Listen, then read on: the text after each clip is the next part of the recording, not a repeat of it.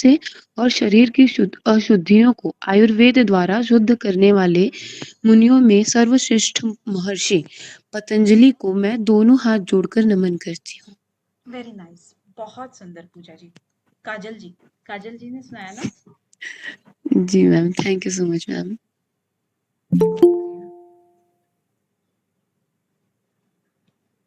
तो हम कर चुके थे 22 सूत्र तक, है ना? कर्म हमने कर लिए थे, सोपक्रम और निरुपक्रम। इसके आगे हम चलते हैं, मैत्री आदि शुभ लानी। अब देखो कि छोटे छोटे सूत्रों में इन्होंने क्या कहा है, बहुत ही अच्छे सूत्र हैं, बहुत जल्दी भी हो जाएंगे।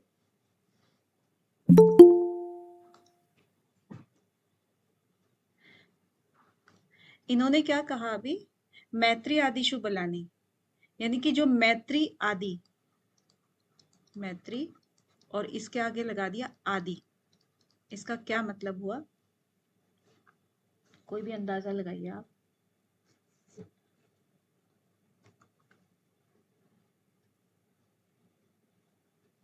आपको ही बोल रही हूँ सबको, कोई भी अंदाजा लगाइए। मैम मैत्री करुणा मुदिता वो हो सकता है इसमें? हाँ बिल्कुल वही है। प्रणाम जी, प्रणाम, सबको प्रणाम। मैत्री मीन्स मित्रता सही है बिल्कुल, लेकिन मैत्री का मतलब नहीं पूछा, आदि से मतलब पूछा था कि मैत्री के साथ में और वो क्या कहना चाह रहे हैं, क्योंकि मैत्री आदि बोल दिया। मैत्री मुदिता करुणा पे। हाँ, क्योंकि अब हम सिर्फ ये तो नहीं कह रहे कि मानसी, प्रसादन के बारे में बोल रहे हैं मैम। हाँ किसके? चित्त चित्त प्रसादन के। प्रसादन। हाँ हाँ, उसके बारे में बोल रहे हैं, क्योंकि जो आदि लग गया ना यहाँ पे, इसलिए यहाँ पे इन्होंने एक सूत्र, क्योंकि आपको बताया था सूत्र में सबसे कम शब्दों में बड़ी से बड़ी बात वो कह दे रहे हैं। विकास जी, आपको स्क्रीन नहीं दिख रहा है क्या? एक बार रीज्वाइन कर लीजिए, आई थिंक सबको दिख रहा है। तो ये छोटी से छोटे सूत्र में शब्दों में बड़ी से बड़ी बात, ज्यादा से ज्यादा बात बोल देते हैं ना, तो इन्होंने मैत्री के आगे आदि लगा दिया, और इस आदि के साथ साथ इन्होंने मैत्री के साथ में करुणा, मुदिता और उपेक्षा भी लगा दिया। ठीक है, उन पर संयम करने से, अब देखो संयम हर जगह यूज नहीं कर रहे हैं वो, उन पर संयम करने से बल की प्राप्ति होती है।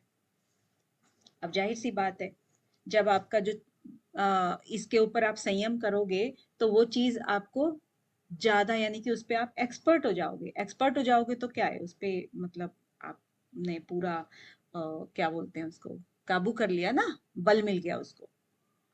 तो मैत्री पर संयम करने से मित्रता की शक्ति देता है, जो हम इस सूत्र के अकॉर्डिंग देखें तो, क्योंकि इसने मैत्री का एग्जाम्पल लिया, तो हम क्या कहेंगे, मैत्री का सुख मिल गया, मित्रता का सुख मिल गया उसको।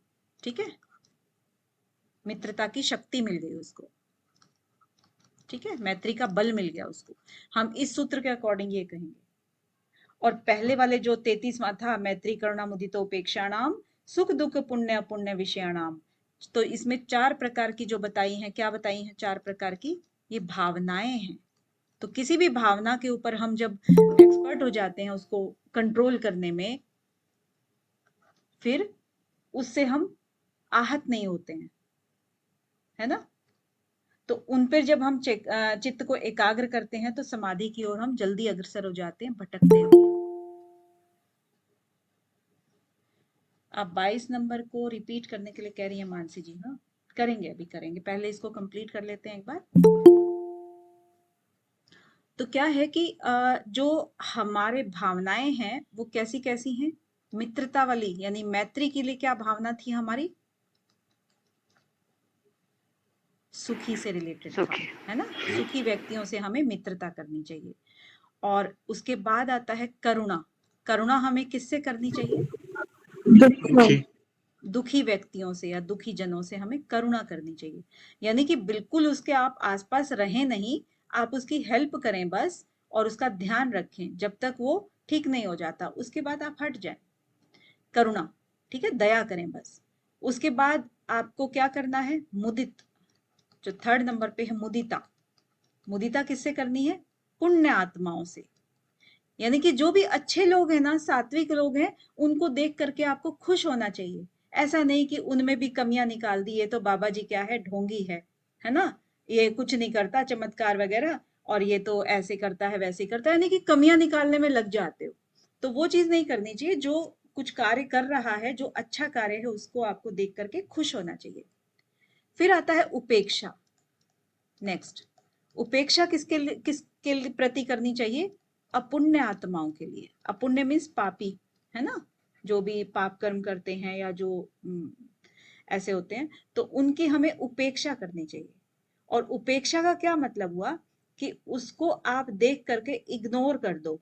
ना तो भाव आप उसके अंदर घृणा का लेके आओ, ना ही खुशी का लेकर के आओ। आपके भाव एकदम शून्य होने चाहिए। शून्य भाव ही आपके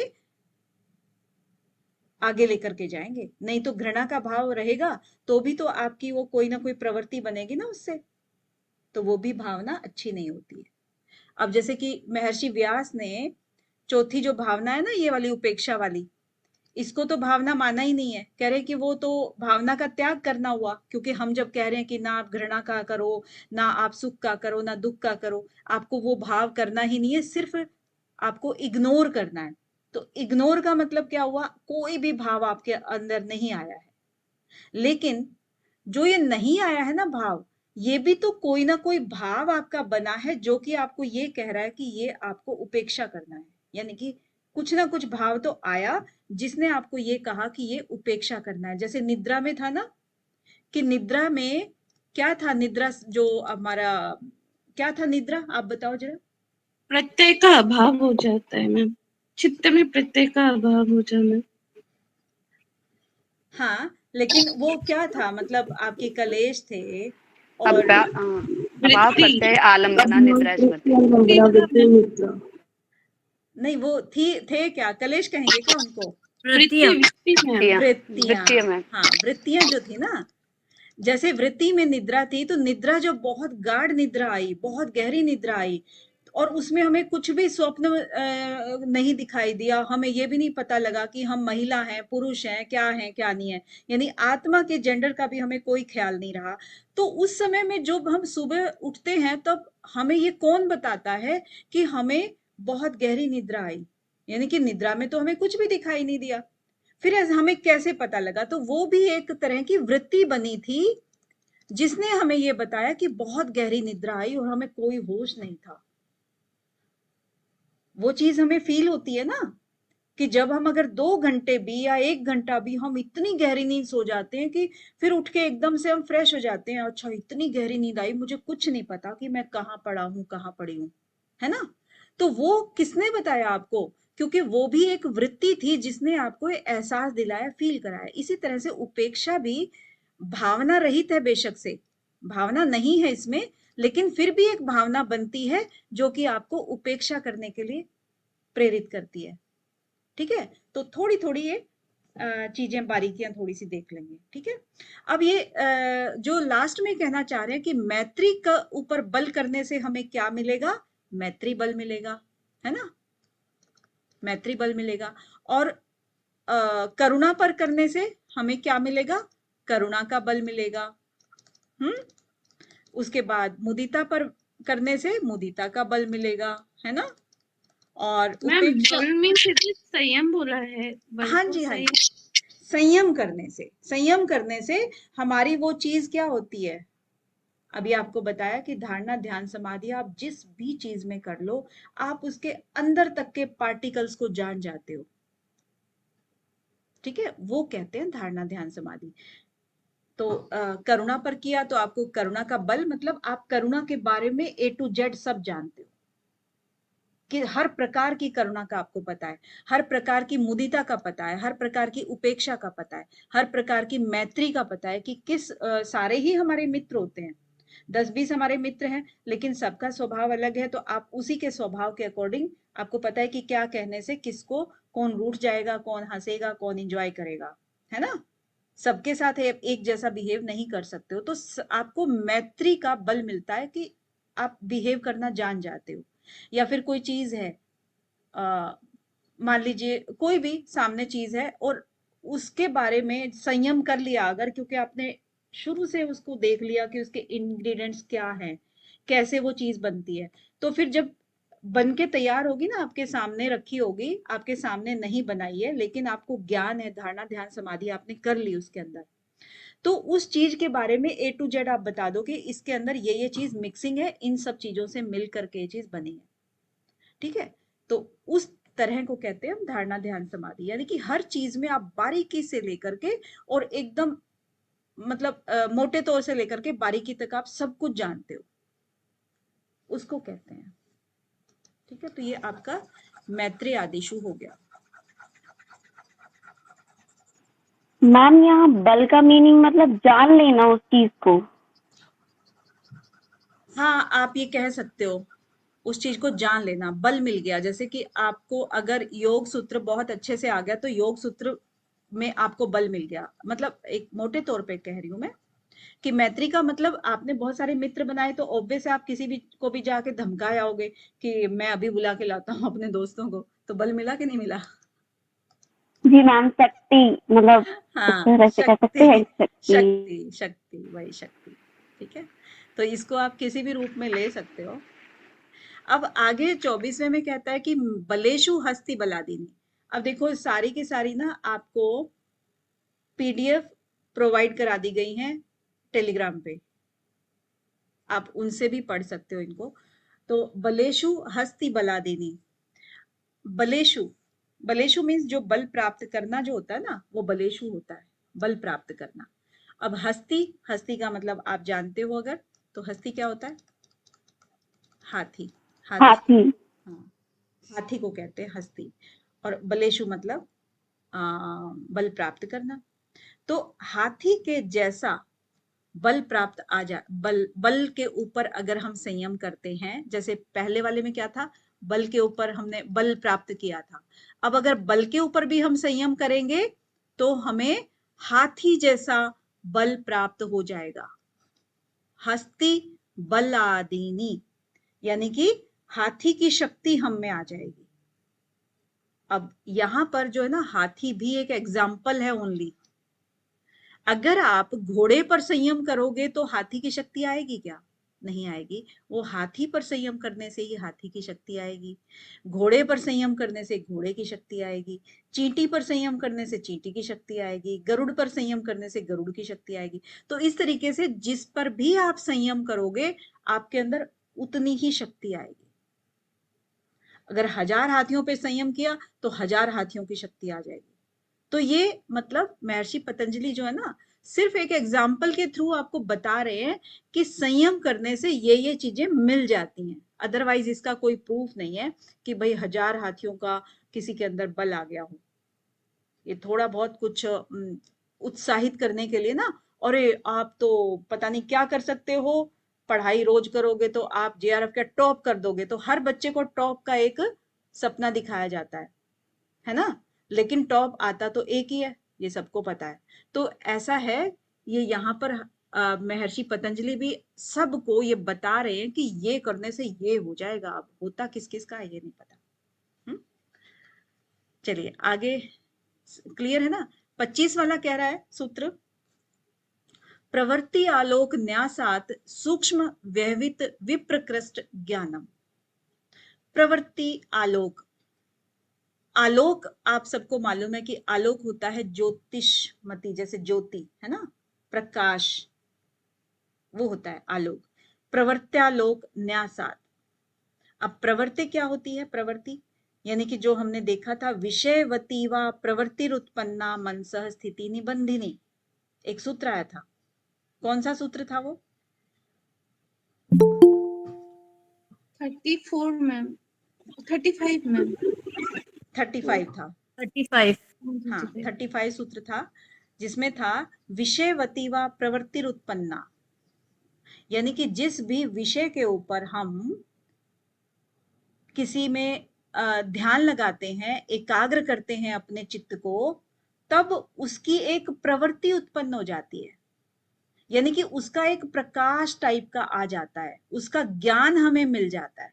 क्योंकि जिस चीज के ऊपर भी हम एकाग्रता करेंगे तो जाहिर सी बात है कि उस चीज के बारे में हम बहुत ज्यादा जान जाएंगे।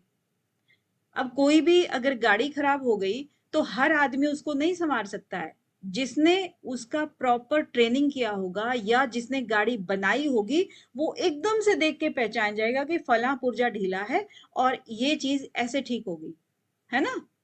तो क्योंकि वो जानता है उस चीज को, तो इसका मतलब उसने A to Z चीजें, यानी कि उसने गाड़ी बनाई है, इसीलिए वो पहचान गया है कि कहाँ गड़बड़ है। और यही चीज कहते हैं कि जिस चीज को भी आप सीखते हो, विषयवती, जिस भी विषय को आप ले लेते हो और उसमें पूरा ज्ञान प्राप्त कर लेते हो, तो उस तरह की आपकी एक प्रवृत्ति हो जाती है। जिस भी गाड़ी की स्पीड तक देखेगा ना वो, कि वो 10 की स्पीड से चल रही है कि 100 की स्पीड से चल रही है, वो रुक रुक के चल रही है, झटके खा के चल रही है, तो वो एकदम बता देगा कि अगर झटका खा रही है तो वो इसमें ये प्रॉब्लम हो सकती है ना। देखते ही वो दूर से बता देगा। तो इसका मतलब है उस विषय का उसको ज्ञान है, उस चीज की उसके अंदर प्रवृत्ति आ गई है, नेचर में उसके आ गया है कि किसी भी चीज को देखते ही बता देगा कि क्या कमी है। तो यहाँ यही चीज कह रहे हैं कि प्रवृत्ति आलोक, उसकी जो प्रवृत्ति है, उसका जो प्रकाश है, न्यासात। अब न्यासात को देख लेते हैं क्या है। न्यासात होता है, जैसे मान लीजिए आपकी एक बैटरी है, बैटरी जो अंधेरे में आप देखते हो, जिससे इसके अंदर सेल डले हैं, है ना, सेल डलते हैं ऐसे। तो सेल क्या होते हैं, वो एनर्जी पैदा करते हैं। और जब आप सेल का स्विच ऑन करोगे तो वो कैसे प्रकाश करता है, ऐसे करता है ना, यहां से, यानी कि उसका जो मुंह है वो ये है, और प्रकाश वो इतने एरिया में करेगा, ठीक है, बाकी एरिया में नहीं करेगा ना। तो ये जो ये एनर्जी है, यानी कि ये विषय लगा लीजिए जिसके बारे में आप जानते हो। अब वो विषय से आप कोई भी चीज को ढूंढते हो, तो ये एकदम से पूरा भरा हुआ प्रकाश आपका उस चीज के ऊपर रोशनी डाल देता है, ठीक है। इसको बोलते हैं न्यासात, यानी कि वो प्रक्षेपित करना, एक तरह से उसके ऊपर डालना। किसी चीज को ढूंढते हैं हम अंधेरे में, मान लो, तो बहुत ज्यादा प्रकाश डलता है, तब जाके वो चीज एकदम मिल जाती है। अंधेरे में से हम इस चीज को ढूंढ निकालते हैं। तो प्रवृत्ति आलोक, जब आपको उस चीज का ज्ञान होता है, तब आप अपने ज्ञान को उसके ऊपर प्रक्षेपित करते हो, डाल देते हो ज्ञान को। और ज्ञान को डालने के बाद फिर घटित क्या होता है, सूक्ष्म व्यवहित विप्रकृष्ट ज्ञानम। सूक्ष्म क्या होता है, सूक्ष्म मतलब जिसको आंखों से नहीं देखा जा सकता, जो हमें दिखाई नहीं पड़ती, इतनी सूक्ष्म चीजें।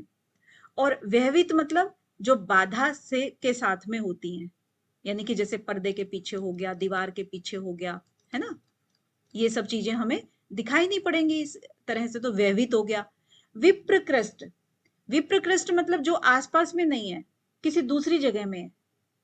जैसे आप कहीं बैठे हो और दूसरे घर में या और मार्केट में या और कहीं भी, आपके देश विदेश में भी, बल्कि आप वहां की भी बात कर सकते हो, तो वहां पर भी कोई चीज है, उसका भी ज्ञान हो जाता है।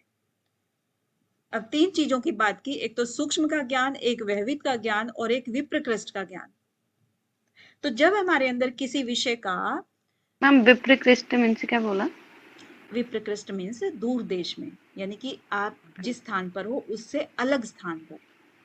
वो स्थान आपका कितना भी नजदीक और कितना भी दूर हो सकता है, मैक्सिमम दूर भी हो सकता है, ठीक है। तो ये हो गया आपका। तो प्रवृत्ति के अंदर जो आपकी प्रवृत्ति है, जब वो आलोकित हो जाती है, तब उसका आप ज्ञान का जो प्रकाश है, आप उसको जब प्रक्षेपित करते हो किसी भी चीज के लिए, जैसे कि मुझे अपने बेटे से मिलने के लिए कनाडा जाना है, लेकिन मैं यहाँ बैठे बैठे उससे मिल सकती हूँ, ठीक है। तो उसमें मिल सकती हूँ, तो इट मीन्स मैंने अपनी उस प्रवृत्ति को यानी संयम किया था, और मैंने उसको न्यासात किया और मैं उससे मिल करके आ गई। मतलब मैंने देख लिया कि हाँ बच्चा ठीक है, ये है वो है जो भी है। तो उस तरीके से हम किसी भी चीज को देख सकते हैं, ठीक है, इस तरह का ज्ञान हो जाता है। और नेक्स्ट आता है भुवन ज्ञानम सूर्य संयमात।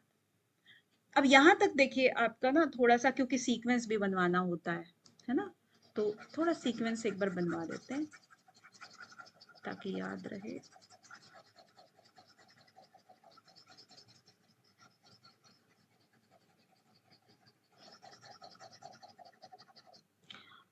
अभी आपने देखा, यहां से देखते हैं मैत्री से। मैत्री में आपने देखा कि सबसे पहले मित्रता से इसने स्टार्ट किया, मैत्री आदिशु बलानी।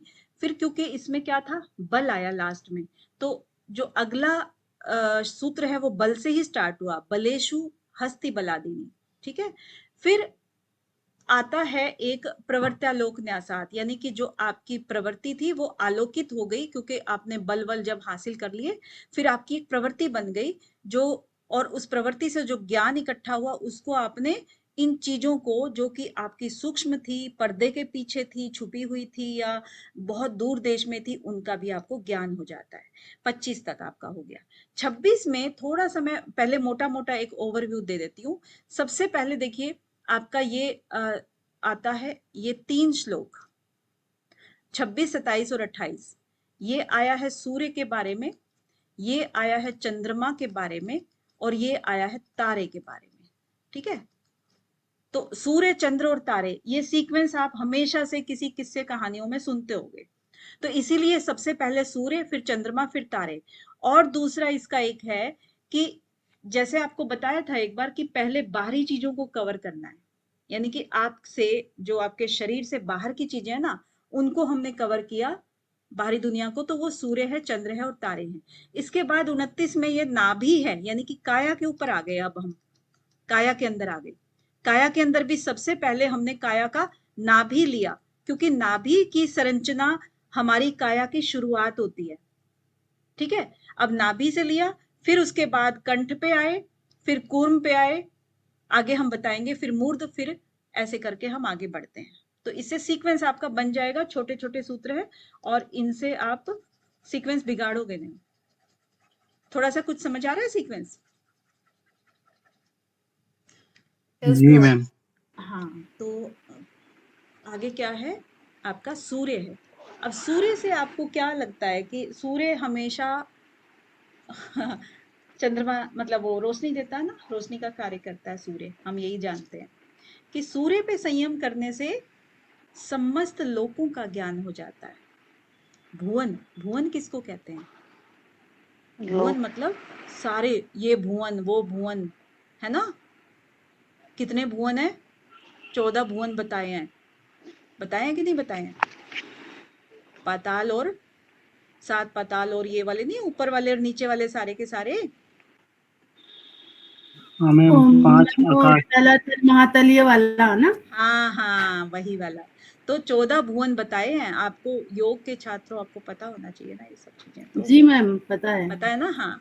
तो जो 14 भुवन है, इसका मतलब क्या हुआ, आपको सारे भुवनों का ज्ञान हो जाता है सूर्य का संयम करने से, सूर्य में संयम करने से समस्त लोकों का ज्ञान हो जाता है। 14 लोक, 14 भुवन, एक ही बात है वो तो जब हम इसमें संयम कर लेते हैं तो भू, भुव, स्व, मह, तपह, सत्य, ये वाला, और जो पाताल है 7, अतल, वितल, सुतल, रसातल, महातल, तलातल और पाताल, ये सारे के सारे, यानी कि जितने भी हद वाले स्थान है, कहते हैं ना भाई वहां तक जाएगा ये, तो हद हो जाती है उस चीज की, तो उन सब का एज इट इज आपको ज्ञान हो जाता है, राइट। तो ये इसमें सूर्य के बारे में बताया। आगे आता है चंद्रमा। चंद्रमा, भुवन ज्ञानम सूर्य संयमात्। हाँ, भुवन ज्ञानम सूर्य संयम। चंद्र में, चंद्रे तारा व्यू ज्ञानम। अब इसके ऊपर संयम करने से पूरे ब्रह्मांड का एक तरह से ज्ञान हो जाता है, क्योंकि तारा व्यू, जो तारों का व्यू है ना, तारा व्यू मतलब तारे किस तरह से चल रहे हैं, किस तरह से बने हुए हैं तारे। कोई सप्तऋषि का, क्योंकि आजकल आप लोग खुले आसमान में तो सोते नहीं हो, जो आपको पता हो, लेकिन कभी आप बैठ के देखो, सो के देखो, अगर गांव वाँव में जाते हो ना, तो चारपाई लगा के लेट के और बड़े आराम से आकाश को निहारो, तारों की एक अलग ही दुनिया है। तो उन तारों का जो व्यू है, किस तरह से व्यू बना हुआ है, कहीं पे आपको कोई आकृति दिखाई देगी, कहीं कोई आकृति दिखाई देगी, तो वो व्यू है एक तरह का। तो वो किस तरह से चलता है वो व्यू, जब आप 7 बजे के अराउंड आप लेटोगे तो पूरी रात भी जागोगे, तो वो तारों का जो व्यू है ना, वो सारा का सारा आपको चारों तरफ से दिखाई देगा कि कहाँ पर क्या है, कैसे चेंज हो रहा है। तो ये सब चीजें तारे, चंद्रे तारा व्यू ज्ञानम, चंद्र का ज्ञान करने से कि चंद्रमा जो है किस तरह से मूव कर रहा है, उसके साथ साथ में कौन से तारे हैं, कौन से छूटे जा रहे हैं, कौन से और आ रहे हैं, उस तरीके से, ठीक है। तो तारों का व्यू का ज्ञान किससे होगा? चंद्र से होगा। इसके बाद ध्रुवे तद गति ज्ञानम। अब ध्रुव को क्या माना जाता है? ध्रुव तारे को स्थिर तारा माना जाता है, जो कि कहां पर होता है? हमेशा उत्तर दिशा में होता है ना? लेकिन ये स्थिर होता नहीं है, वैसे स्थिर तो कोई भी चीज नहीं है, लेकिन ये और तारों के मुकाबले स्थिर है, इसकी गति बहुत धीमी है। तो इस तरीके से इसको जो ध्रुव तारा जहां पर भी होगा तो हम उससे अंदाजा लगा लेते हैं कि हम इस दिशा में हैं, उत्तर दिशा में हैं। अब वहां पर उत्तर दिशा से फिर उनके जो गति है, जो मूव कर रही है तारों की, कभी कभी आप देखोगे कि सप्तऋषि के जो तारे हैं जो एक कड़छी के समान होते हैं, वो तारे जो है ना उसकी दिशा कुछ और होगी, 2 घंटे बाद कुछ और होगी, 4 घंटे बाद कुछ और होगी। तो उस तरीके से वो सारे मूव करते रहते हैं। तो मूव करेंगे तो फिर वो मूव कैसे आपको पता लगेगा कि ये मूव करें? क्योंकि आपने ध्रुव तारे से जाना, ध्रुव तारे की पहले आपने पोजीशन देखी, उसके आसपास के तारे देखे, ध्रुव तारा तो वही है, लेकिन बाकी के तारे जो है ना इधर उधर खिसक लिए। तो वो खिसक लिए तो इट मीन्स उसकी गति का ज्ञान हो जाता है। फिर जैसे देखते हो कि 7 बजे शाम को आपको कुछ और उसकी गति थी, 9 बजे कुछ और थी, और उसके बाद 11 बजे कुछ और थी, और 3 बजे कुछ और है, और 4 बजे कुछ और है। ठीक है। अब जो पुराने लोग थे जब खेतों में जाते थे तो वो इन तारों को ही देख के बताते थे कि अब इतना टाइम हो गया, अब इतना हो गया। अब उस टाइम के अकॉर्डिंग वो बिस्तर छोड़ देते थे।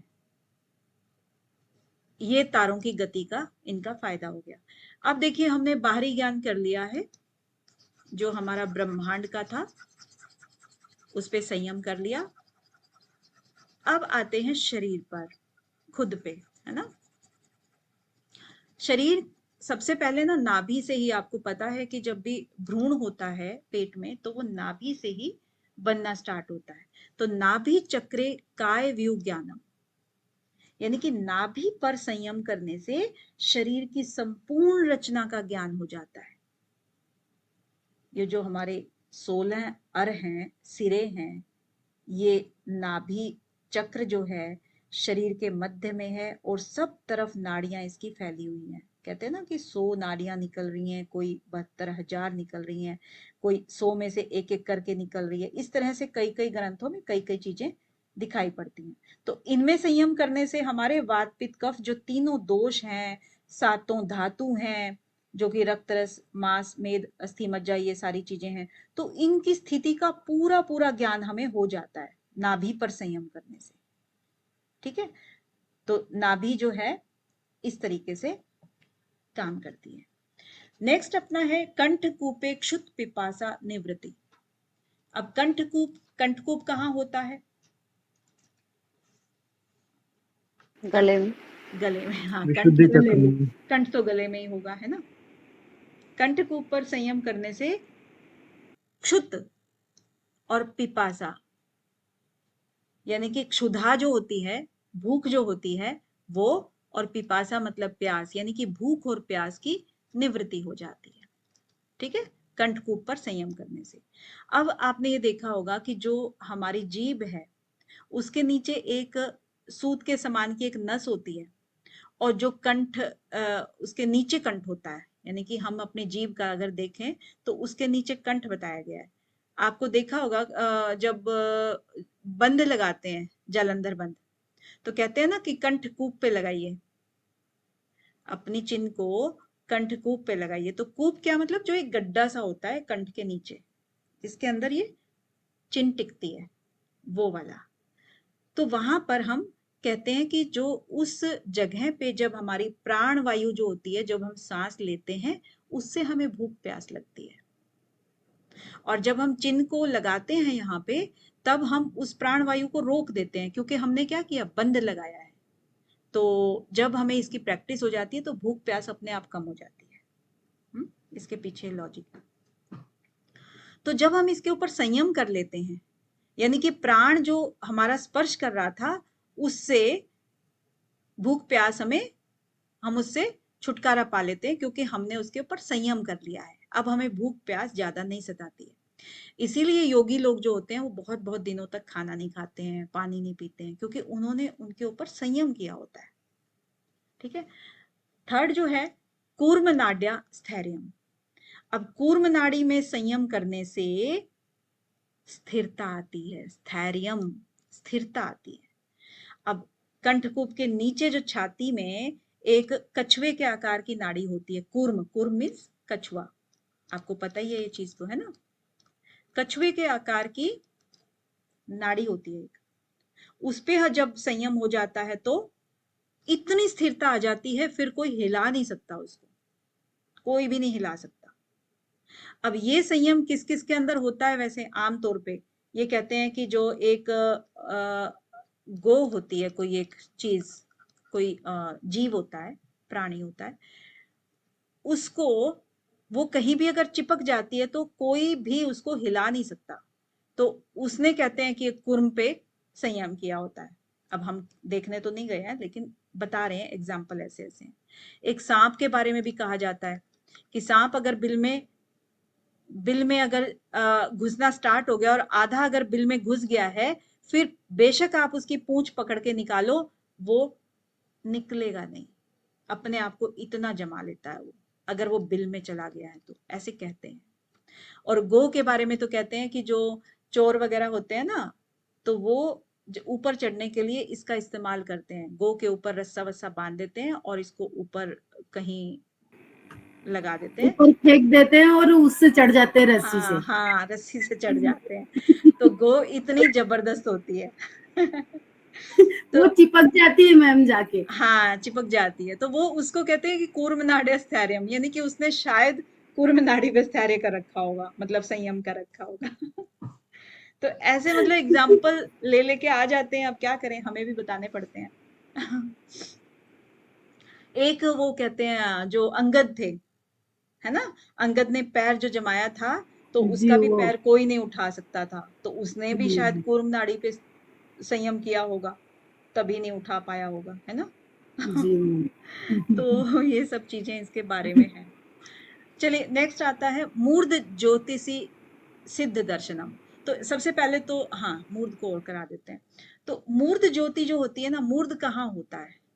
जो आपकी खोपड़ी होती है ना, सिर जो होता है, सिर के अंदर ये जो पार्ट होता है आपका ऊपर वाला, जहां पर जब बच्चा पैदा होता है तो ये वाला पार्ट आपका बहुत नाजुक होता है ना, थोड़ा पिलपिला टाइप का ऐसा कुछ जी होता है, जी मैम। धीरे धीरे करके स्ट्रांग होता है, लेकिन यहाँ पर ये मूर्ध होता है। अब यहाँ पर संयम करने से सिद्धों के दर्शन होते हैं, वो सिद्ध जो कि आम तौर पर इस दुनिया में कहीं देखने को नहीं मिलते, वो दूसरे आध्यात्मिक संसार में विचरते रहते हैं, उन सिद्धों के दर्शन होते हैं यहाँ पर संयम करने से, मूर्ध ज्योति में। तो मूर्ध ज्योति मतलब मूर्धा इसी को बोलते हैं ना। तो जो शरीर के जो कपाल में ब्रह्मरंध्र भी यहीं पे होता है, जी मैम। यहाँ पर संयम, यहाँ पे एक छेद है जो कि जिसके अंदर प्रकाश वाली एक ज्योति होती है, इसने कहा ना मूर्ध ज्योति, तो प्रकाश वाली एक ज्योति है और वो ही मूर्ध ज्योति कहलाती है। अब उसमें संयम करने से जो सिद्ध होते हैं, जो पृथ्वी लोक में विचरते हैं लेकिन वो दिखाई नहीं पड़ते हैं, उनके दर्शन होते हैं, दिव्य पुरुषों के, दिव्य योगियों के। ठीक है, तो यहाँ पर ये हो गया। और इसके बाद आता है, क्या आ गया, सिद्ध दर्शनम हो गया, प्रातिभाद्वा शर्वम, प्रातिभाद्वा सर्वम।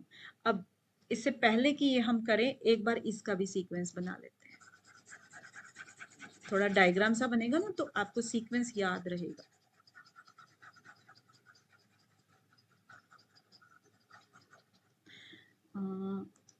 सबसे पहले शरीर पे आए हम, शरीर पे नाभि है मान लीजिए ये, ठीक है, शरीर के मध्य में नाभि है। उसके बाद हम गए कहाँ पर, कंठ पे गए, कंठकूप पे गए, यहाँ ऊपर की तरफ चढ़े, स्टार्ट यहाँ से किया, यहाँ गए। उसके बाद फिर कूर्म नाड़ी में आए, कूर्म नाड़ी कहाँ थी, थोड़ा सा नीचे थी आपकी कूर्म नाड़ी, कंठकूप से, है ना, कछुए के आकार की जो थी। उसके बाद आप मूर्ध ज्योति में चले गए, मूर्ध ज्योति मतलब आपकी जो खोपड़ी थी वो। तो अभी नाभि, उसके बाद आपका कंठ, फिर आपका कूर्म और फिर आपका मूर्ध। तो इस तरीके से आपको डायग्राम बनाना है, ऐसे करके ऐसे, ठीक है।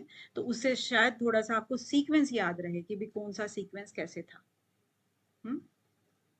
फिर आता है प्रातिभाद्वा सर्वम, यानी कि जो प्रातिभाद्वा, प्रातिभ ज्ञान से, यानी कि जो प्रातिभ का ज्ञान हुआ तो उससे योगी सर्वम, सब कुछ जान लेता है। ये वाला सर्वम, सब कुछ जान लेता है।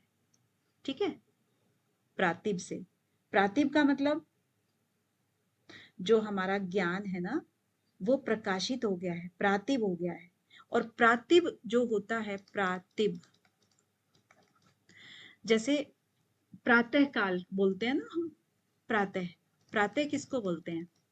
जो सूरज अभी निकल रहा होता है ना, तो जो अंधेरा था उससे पहले, उसके बाद सूर्य निकलना स्टार्ट हुआ तो फिर हमें सब कुछ दिखाई पड़ने लग गया। इससे पहले हमें दिखाई नहीं पड़ रहा था, तो उसको हम प्रातः बोलते हैं। और इसी से ये प्रातिभ बना है। यानी कि जब हमारा अज्ञानी थे हम अविद्या के कारण, और फिर हमें प्रातिभ आनी स्टार्ट हुई, यानी कि ज्ञान आना स्टार्ट हुआ, अंदर से हमारी जो इंटेलेक्चुअल थी वो हमारी प्रकाशित होनी शुरू हो गई, तब धीरे धीरे करके विवेक ज्ञान जो है ना वो स्टार्ट हुआ है। अभी विवेक ज्ञान मिला नहीं है, मान लीजिए अभी स्टार्ट हुआ है विवेक ज्ञान आना। तो प्रातः, प्रातः मतलब स्टार्ट होना ना, अभी तो कुछ भी नहीं है। तो इसका प्रथम रूप है एक तरह से विवेक ज्ञान का, सबसे पहला जो स्टेप है वो है। तो सूर्य के उदय होने पे सबसे पहले क्या है कि ये प्रभा जो होती है उसको कहते हैं। इसी तरह से हमारा जो उदय है, जो उदय हुआ ना वो, तो उसका भी ये एक चिन्ह होता है कि भाई ये पहला प्रातिभ ज्ञान है, प्रथम, अभी शुरुआत हुआ है। तो सूरज की प्रभा के उत्पन्न होने पर, जैसे कि सूरज का जो प्रकाश है हल्का हल्का जब उत्पन्न हुआ, तब सब कुछ हम देख पा रहे हैं एकदम से साफ साफ, कि यहाँ पर पेड़ हैं, यहाँ पे पौधे हैं, यहाँ पर ये है वो है, मतलब जो चीज छुपी हुई थी वो भी हमें दिखाई पड़ रही है। यानी कि जो अगर हम रस्सी पड़ी हुई थी रात को, हम उसको सांप समझ रहे थे, लेकिन जैसे ही प्रातिभ हुआ तो हमने उसको रस्सी ही समझा। ठीक है, तो वो चीज की सही चीज को मतलब हम सही ही देख पा रहे हैं, ये कहने का इनका मतलब हुआ। तो प्रातिभाद्वा सर्वम, प्रातिभ से हमें सब चीज का ज्ञान हो जाता है। आगे आता है हृदय चित्त संवित। हृदय पर संयम करने से हम चित्त संवेता बन जाते हैं। यानी कि हृदय पर, किसी के हृदय पर हमने संयम किया, हृदय कमल पर जब हम संयम करते हैं, क्योंकि चित्त का निवास कहाँ पर बताया गया है? हृदय पर, क्योंकि हम दिल से भी सोचते हैं, है ना? ऐसे सिर्फ दिमाग से थोड़ी काम लेते हैं, हमारी तो भावनाएं तो दिल में ही रहती हैं।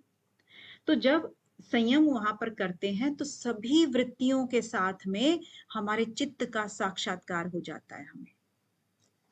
यानी कि शरीर के अंदर जो हृदय है वो बहुत ही विशेष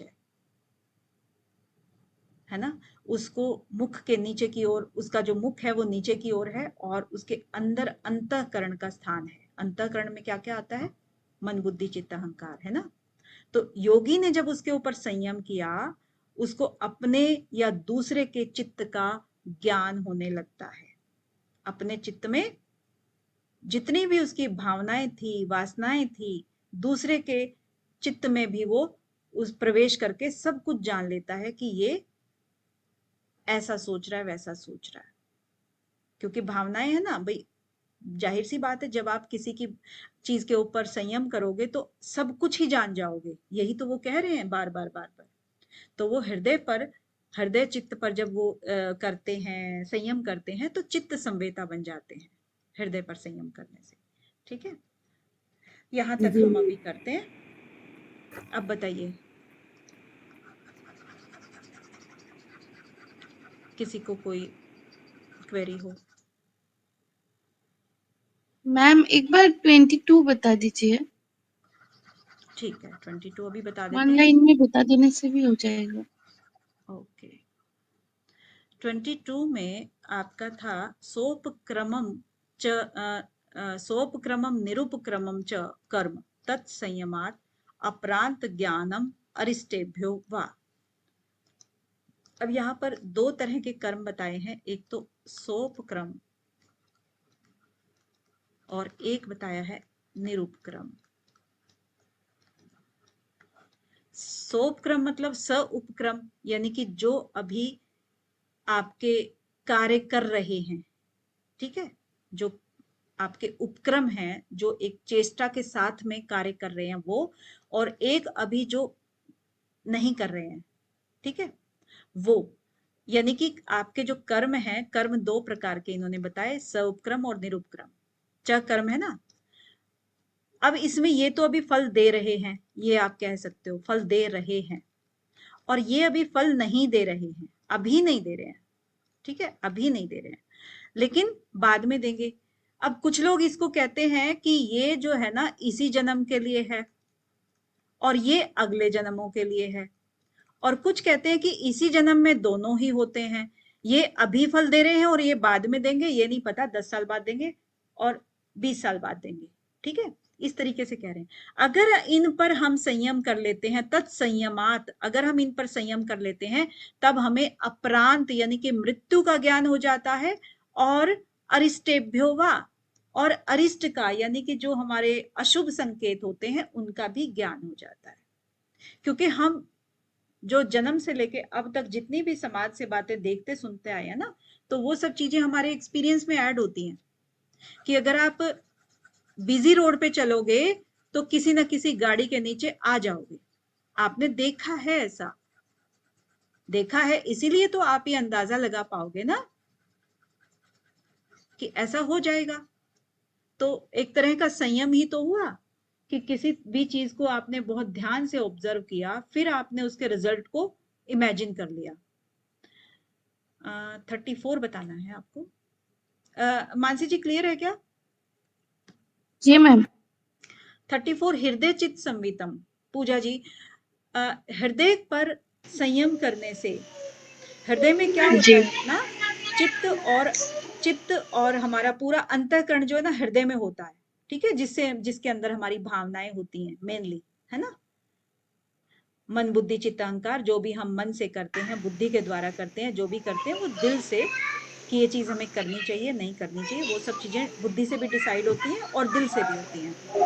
तो उस जी पर जब हम संयम कर लेते हैं तो हम दूसरे के चित्त के संवेता बन जाते हैं, दूसरों के चित्त को हम जान जाते हैं, चाहे अपना चित्त हो दूसरों का चित्त हो, सबके चित्त को हम जान जाते हैं, दूसरे के चित्त का भी ज्ञान हमें हो जाता है,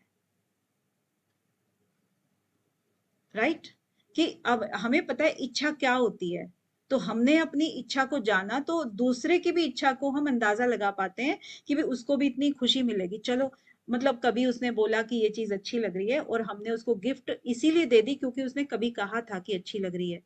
धीरे धीरे करके ना नेचर होता है अपना, और जो चीज हम देखते हैं कि उसको ये चीज पसंद है ये नापसंद है, तो हम उसके साथ मित्र बनेंगे या नहीं बनेंगे उसके अकॉर्डिंग हम बिहेव करते हैं। तो उसके हृदय पर हमने या अपने हृदय पर जो भी हमने संयम किया, उसको जाना, अच्छा आदमी है भला आदमी है, तो फिर हम उसकी सारी चीजें जान जाते हैं। तो प्रैक्टिकल वे में तो यही है। मैम, संवित का मीनिंग जानना होता है। हाँ हाँ, संवित का मतलब जान जाए। मैम जो 19 सूत्र था, प्रत्यस्य परचित ज्ञानम, मैम उसमें इसमें फिर क्या डिफरेंस हुआ? इस उसमें क्या डिफरेंस है? देखिए, परतस्य यानी कि उसमें अपने चित्त पर, हाँ अपने खुद के चित्त पे, हाँ, अपने खुद के चित्त पर संयम करने से आप दूसरे के चित्त को जान जाते हो। और यहाँ पर किया कि अपने हृदय पर संयम करने से चित्त संवेता बन जाते हो, सेम चीज है। आपने दोनों चीजों पे संयम किया, पहले अपने चित्त पे किया तो भी आप दूसरे के चित्त को जान गए, फिर आपने अपने हृदय पे किया तो भी आप दूसरे के चित्त को जान गए, सेम चीज है। मैम एक बार 33 बता दीजिए एक बार प्लीज। 33 में प्रातिभाद्वा सर्वम, जब आप प्रातिभ हो जाती है यानी कि जब आपका विवेक ज्ञान की शुरुआत होती है। प्रातिभ से मतलब क्या होता है, जो आपको बताया ना प्रातः काल जैसे बताया था, है ना, तो उससे प्रातिभ बना है, मतलब हल्का हल्का अभी प्रकाश आना स्टार्ट हुआ है, सूरज निकलना स्टार्ट हुआ है। तो जब सूरज निकलना स्टार्ट होता है इट मीन्स विवेक ज्ञान की शुरुआत हो गई है। तो जब अंधेरे के बाद यानी अज्ञानता के बाद, अविद्या के बाद जब सूर्य निकलेगा और प्रातिभ शुरू होगा, तब आप सब कुछ देख पाते हो, सब कुछ जान लेते हो। सिर्फ इसका यही मीनिंग है।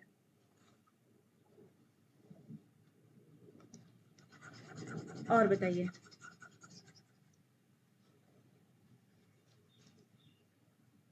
मैम एक बार 17 को कर दीजिए। 17 इसमें शंकर का मीन्स नहीं आ रहा था मुझे। संकर मीन्स मिला जुला हुआ, अच्छा, मिला मिला जुला। जुला। हाँ, ओके। मिला जुला होता है। तो क्विज करना है ना अभी? Yes ma'am. जी ma'am. Yes ma'am. Okay.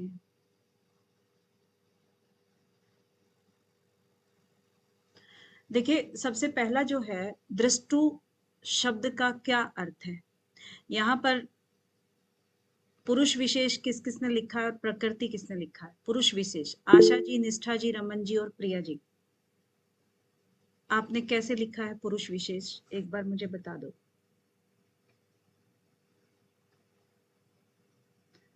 Asha ji सबसे पहले आप बताएं। मैम कंफ्यूजन था, पुरुष या पुरुष विशेष, तो मैम ईश्वर को बोलते हैं। हाँ, यही कंफ्यूजन तो हमें डिस्कस के थ्रू दूर करना है ना। मैम अभी याद आया, मैम आपने पूछा तो पुरुष विशेष तो ईश्वर होता है, दृष्टु तो पुरुष होता है। क्योंकि कितना भी हम पढ़ लें, जब तक क्वेश्चन आंसर्स हम सॉल्व नहीं करेंगे ना, तो हमारे डाउट्स पूरी तरह से क्लियर नहीं होंगे। अभी पुरुष विशेष ईश्वरः, यानी कि पुरुष विशेष, ये पुरुषों के अंदर जो विशेष है उसको हमने ईश्वर कहा है। लेकिन यहाँ पर दृष्टु, दृष्टु का मतलब पुरुष और देखने में। दृष्टा मतलब प्रकृति, है ना। तो सीधे सीधे पुरुष और प्रकृति से संबंधित था ये।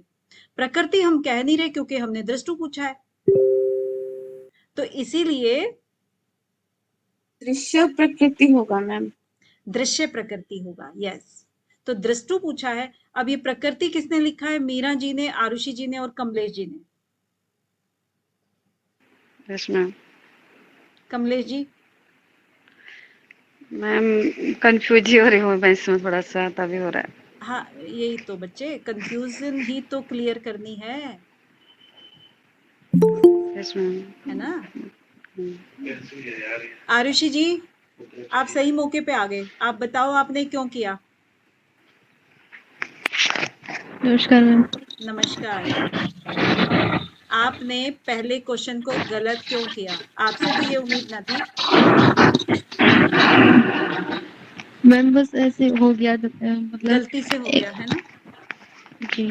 थोड़ा डायलॉग चेंज कर लिया करो। चलिए नेक्स्ट क्वेश्चन पे आते हैं। सबको क्लियर है ना अभी? इसमें कोई डाउट तो नहीं है? नेक्स्ट टाइम फिर से होगा रिपीट यस अगर मैम। ये क्विज, तो गलत नहीं होना चाहिए। मैम सेकंड आपका आता है, निम्न में से कौन सी ईश्वर की विशेषता है। आप देखिए, कलेशों से मुक्तता, कर्म फल से मुक्त रहना, ये कौन लिख रहे हैं जी? कर्म फल से रंजना जी और अंजलि जी हैं क्या? रंजना जी, जी मैम। निष्ठा जी, आप भी जरा लाइन में रहें। तो मुझे ये बताओ, आपका ये सही है या बाकी सबका सही है? बाकी सबका सही है मैम। तो आपका क्या गलत है? आपने क्या गलत किया है?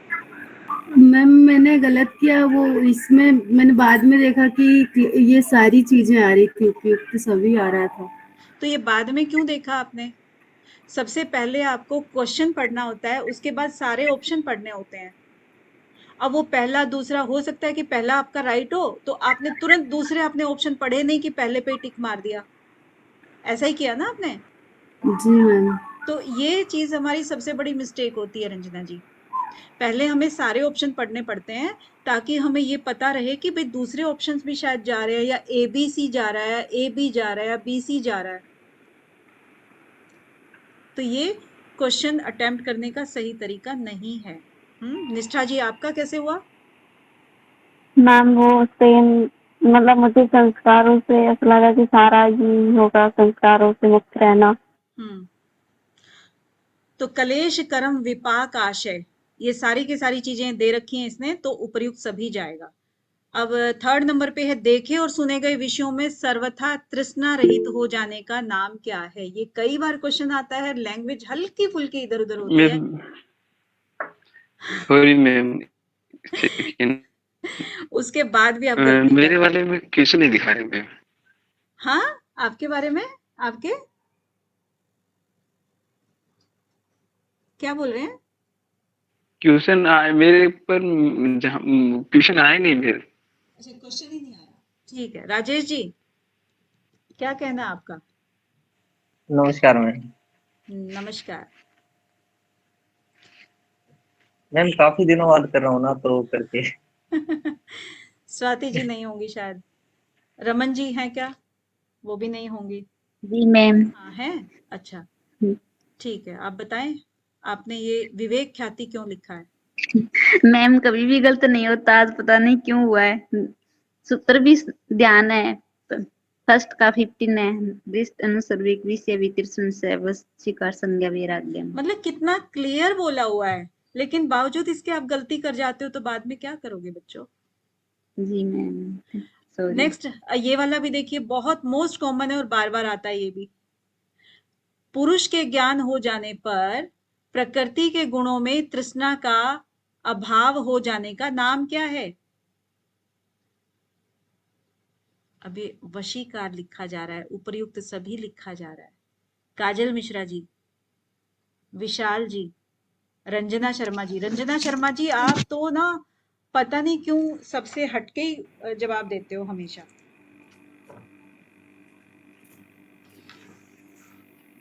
बताइए बताइए। मैम बाद में पढ़ने पे मैम पता चला कि गलत आंसर दे दिया। अच्छा, तो ये आपका ना जो अभी तो देखिए प्रैक्टिस चल रही मैम है, मुझे जब ये क्वेश्चन आता है ना, मोस्टली मुझसे गलत ही हो जाता है, पता नहीं क्यों। इसको आप छोड़ो मत, इसको पूरा ना चटनी बना के घोट डालो, मतलब पी जाओ इसको। सच में ये क्वेश्चन जब आता है ऐसे ही कभी-कभी बाय लक सही हो जाता है, अदरवाइज तो ये गलत ही होता है। तो धारणा ध्यान समाधि कीजिए ना इस पे, सूत्र पे, पूरे पे। तत् करती परम हूँ पुरुष मैम। ख्यातिर गुण वैतृष्णम, इसके जी मैम। एक एक शब्द को चबा डालिए। तत् परम। मैम ये सूत्र मैं पता नहीं कितनी बार दिमाग में पढ़ी ये क्वेश्चन देखने के बाद, लेकिन फिर भी वशीकार वैराग्य लगा दी। क्या सोच के पता नहीं।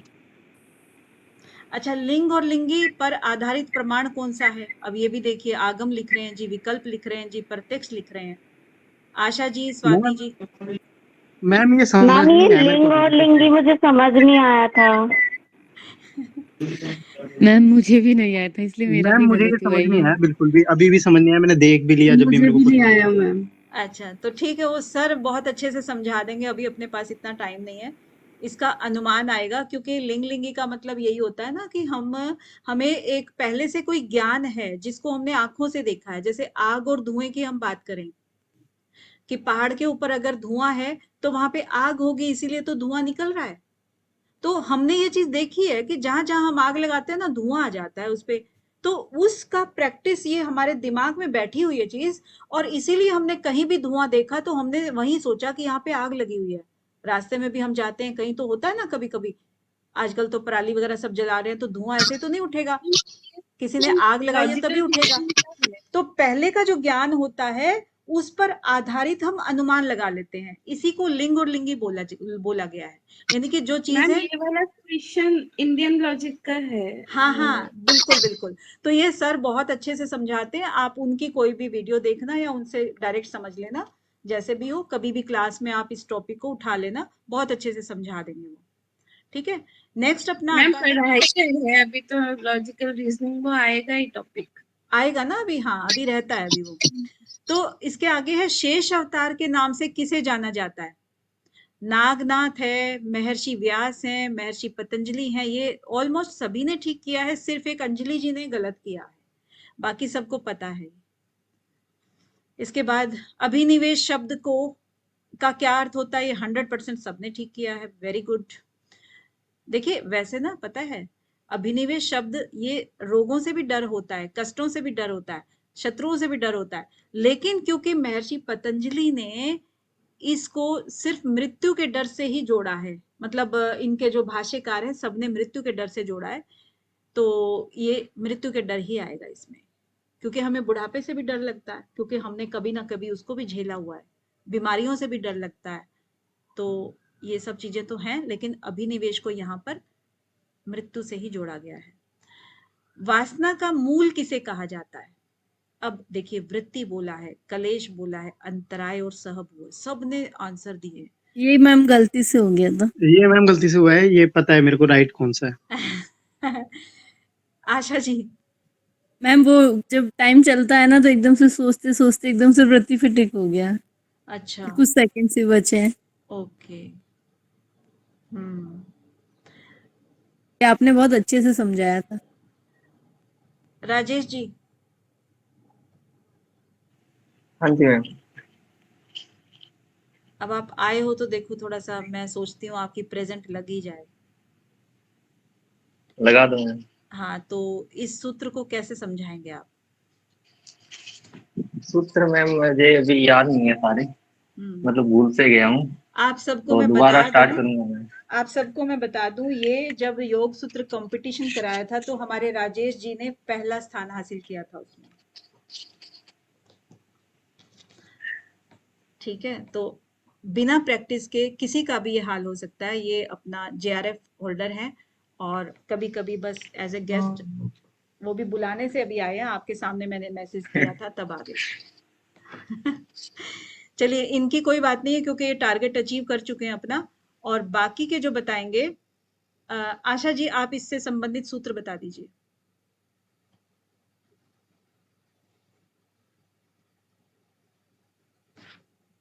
मेरी आवाज आ रही है आशा जी?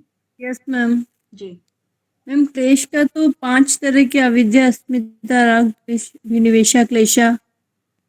जो हमारा ऊपर की लाइन है ना, वासना का मूल कहा जाता है, हमने इससे संबंधित सूत्र पूछा है।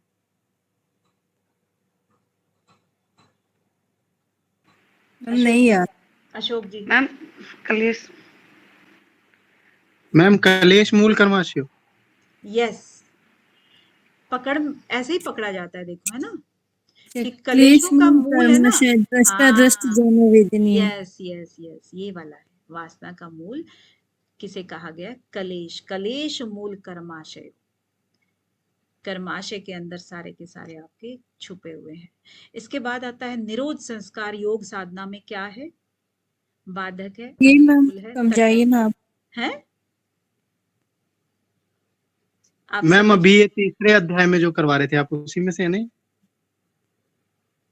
इन जनरल क्वेश्चन है मैम विभूति पाद में भी तो आया था अभी।